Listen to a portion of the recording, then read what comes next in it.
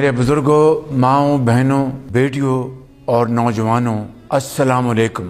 گزشتہ رات بھارت نے جارحیت کر کے جو فاش غلطی کی، اس کا خمیازہ اب اسے ضرور بھگتنا ہوگا۔ شاید وہ سمجھ بیٹھے تھے کہ ہم پیچھے ہٹ جائیں گے، لیکن وہ یہ بات بھول گئے کہ یہ اللہ تعالیٰ کے فضل و کرم سے بہادروں کی قوم ہے، جس کے سپوتوں نے خود کو میدان جنگ سے نکھارا ہے، جو اپنے وطن کی عزت اور حفاظت کے لیے خون کے آخری قطرے تک لڑنے کے لیے تیار ہے۔ میرے عزیز ہم وطنوں، گزشتہ رات پوری دنیا نے دیکھ لیا کہ کئی گنا بڑے دشمن کو گھٹنے ٹیکنے میں صرف چند گھنٹے لگے۔ ہمارے شاہینوں نے فضاؤں میں ایسا طوفان برپا کیا کہ دشمن چیخ اٹھا۔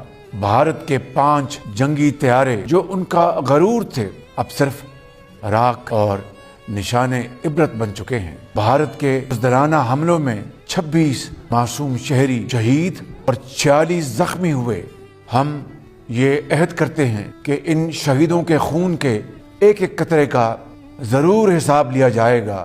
ہم انشاءاللہ اس جنگ کو منطقی انجام تک پہنچا کر دم لیں گے۔